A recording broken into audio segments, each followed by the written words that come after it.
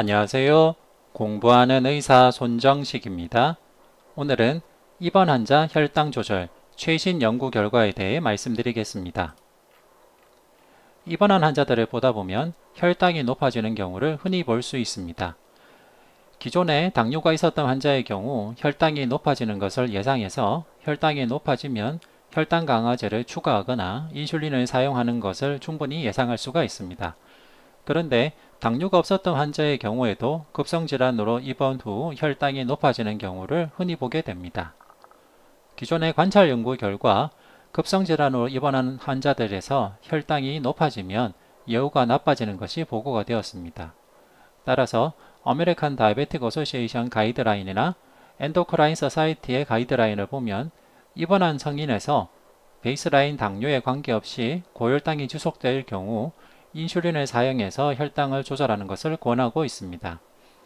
2013년 아메리칸 다이베틱 어소시에이션 가이드라인에서는 혈당이 180 이상 지속적으로 높을 경우에는 인슐린을 사용해서 혈당을 조절하고 목표 혈당은 140에서 180으로 권고하였습니다.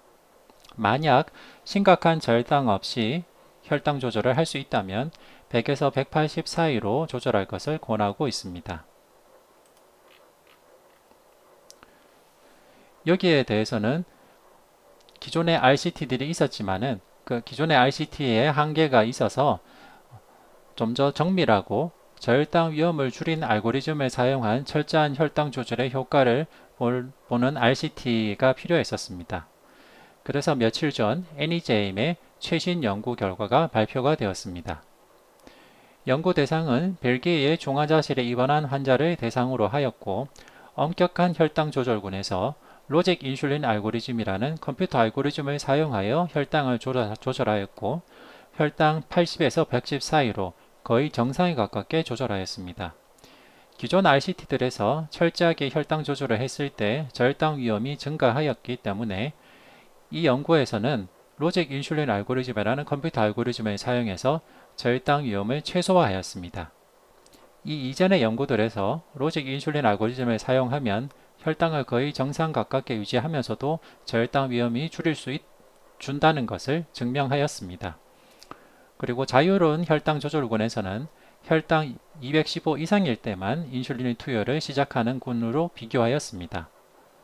그와 함께 기존의 연구에서 급성 입원기 일주일 이내에 TPN을 사용하면 고혈당도 생기고 또 그때 혈당 조절을 할 경우 저혈당 위험도 증가하는 것으로 알려졌기 때문에 이번 연구에서는 급성기 일주일 동안에는 TPN을 보류하는 것으로 하였습니다. 이렇게 혈당 조절을 한 결과 아침 혈당 수치의 중앙값은 자유로운 혈당 조절군에서는 140, 엄격한 혈당 조절군에서는 107로 상당히 철저하게 혈당 조절이 잘 된 것을 알 수 있습니다. 그와 함께 중증 저혈당 발생률은 엄격한 혈당 조절군에서도 1%밖에 발생하지 않아서 역시 컴퓨터 알고리즘을 사용한 혈당 조절이 저혈당 위험을 줄이는 것으로 나타났습니다. 중환자실 치료가 필요한 기간은 두 그룹에서 거의 차이가 없었고 90일 사망률은 자유로운 혈당 조절군에서 10.1%, 엄격한 혈당 조절군에서는 10.5%로 통계적으로 유의한 차이가 없었습니다. 세컨더리 엔드포인트로는 새로운 감염 발생률, 호흡기 및 혈액학적 지원 기간, 병원에 살아서 퇴원하는 데 걸리는 시간, 중환자실과 병원에서의 사망률을 봤는데 두 그룹에서 별 차이가 없었습니다.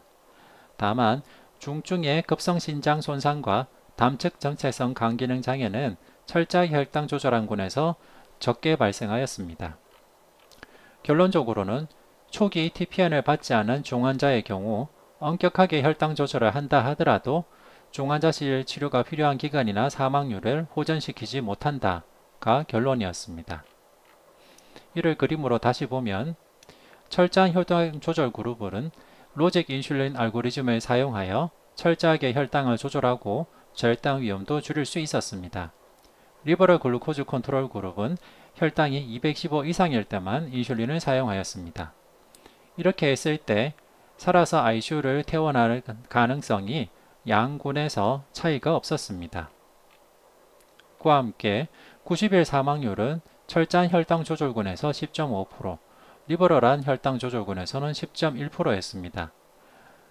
통계적으로는 차이가 없었지만은 수치적으로는 철저한 혈당 조절 그룹에서 0.4% 증가한 것으로 나타났습니다.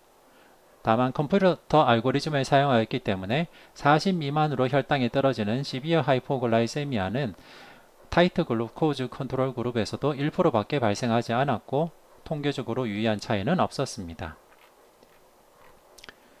이 연구에 참여한 환자들의 베이스라인 캐릭터리스틱을 보겠습니다.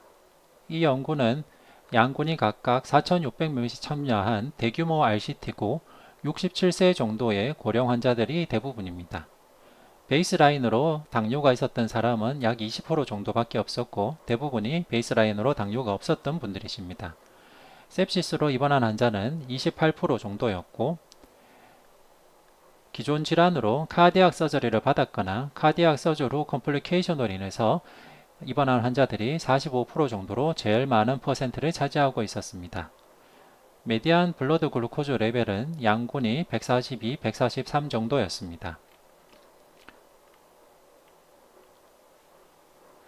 리버럴하게 글루코즈를 조절한 군에서는 절반 미만이 인슐린을 사용하였지만 타이트하게 글루코즈를 조절한 군에서는 거의 100% 가까이 인슐린을 사용하였고 혈당 조절은 리버럴 그룹에서는 픽 레벨이 189가 나타났지만 타이트하게 조절한 군에서는 170, 데일리 민 레벨은 리버럴하게 조절한 군에서는 145, 철저하게 조절한 군에서는 115로 나타났고 아침 혈당의 경우에는 리버럴 그룹에서는 140, 타이트하게 조절한 군에서는 107이었습니다.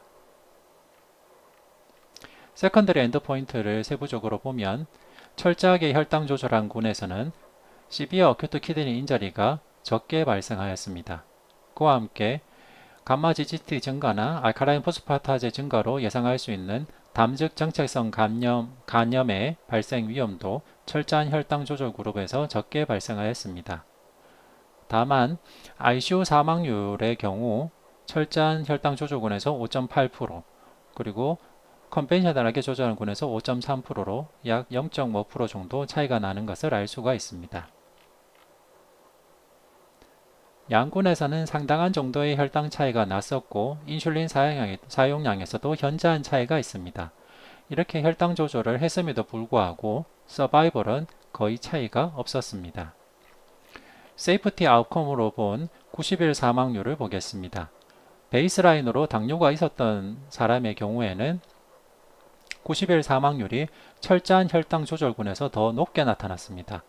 통계적으로 유의하지는 않지만은 더 높게 나타났고 베이스라인으로 카디악 서저리를 받았거나 그에 따른 컴플리케이션이 있었던 경우에도 철저한 혈당 조절군에서 90일 사망률이 더 높게 나타났습니다. 그런데 유의할 점 중에 하나는 뉴로로직 오어 뉴로서지컬 다이그노시스 즉 뇌 손상이 있거나 뇌경색이나 뇌출혈 같은 뉴로로직 디지즈가 있는 경우에는 철저하게 혈당 조절을 한 군의 90일 사망률이 더 적게 나타났습니다. 이를 보면 세 가지 서브그룹군에서 통계적으로 유의한 차이는 없지만은 베이스라인으로 당뇨가 있었던 경우는 철저한 혈당 조절이 해로울 가능성, 카디악 서저리나 그에 따른 컴플리케이션이 있을 때도 철저한 혈당 조절이 해로울 가능성이 있다라고 생각을 해야 되겠고 뇌 손상이나 뇌경색, 뇌출혈 같은 이런 뇌질환이 있을 경우에는 철저한 혈당 조절이 사망률을 호전시킬 가능성도 생각해 볼 수 있겠습니다. 이번 연구를 기존의 연구와 한번 비교해 보겠습니다. 2001년도에 발표된 논문에서 철저하게 혈당 조절을 한 군, 즉 80에서 110 가까이로 철저하게 혈당 조절한 군에서 ICU 사망률이 4.6%로 컨벤셔널하게 조절한 군의 사망률 8%보다 현저하게 적게 나타났습니다. 따라서 과거 입원 환자 혈당 지침, 중환자실 지침을 보면 혈당을 거의 정상에 가깝게 조절하는 것을 권할 때가 있었습니다. 하지만 그렇게 정상에 가깝게 조절하다 보면 저혈당 위험이 증가할 수밖에 없는데요.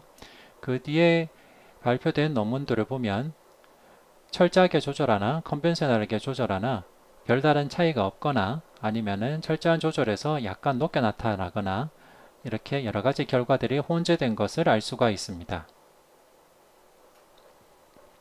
그리고 2009년도에 발표된 나이스 슈가 스터디를 보면 ICU에 입원한 환자를 대상으로 철저하게 81에서 108로 조절한 경우가 사망률이 27.5%고 컨벤셔널하게 조절한 군이 사망률이 24.9%로 철저하게 조절한 군의 사망률이 더 높은 것으로 나타났습니다.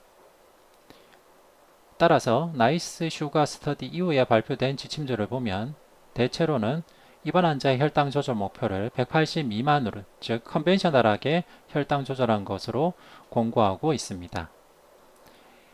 하지만 상당수의 전문가들은 이렇게 정상 혈당에 가깝게 철저하게 조절하는 것이 저혈당 위험을 증가시키기 때문에 그럴 것이다 라는 생각을 가지고 있었고, 이번 연구에서는 철저하게 혈당을 조절하면서도 저혈당 위험을 줄일 수 있는 컴퓨터 알고리즘을 개발하여 사용하였습니다. 하지만 중증 저혈당 위험이 현저하게 줄어든 컴퓨터 알고리즘을 사용해서 혈당을 80에서 110 사이로 조절하여도 클리니컬 아웃컴을 호전시키지 못한다는 것이 이번 논문의 결과입니다. 따라서 지금까지 연구 결과들을 종합해 보면 입원 환자의 혈당 조절은 180 미만이나 약 215 미만으로 조절하면 되겠고, 대략적으로 200이나 215 이상으로 올라갈 때만 인슐린을 사용해서 조절하는 것이 좋고, 베이스라인으로 당뇨가 있거나 카디악 프로블럼이 있는 경우에는 너무 철저한 혈당 조절로 저혈당이 발생하지 않도록 주의할 필요가 있다라는 정도로 정리해 볼 수 있겠습니다. 이상 경청해 주셔서 감사합니다.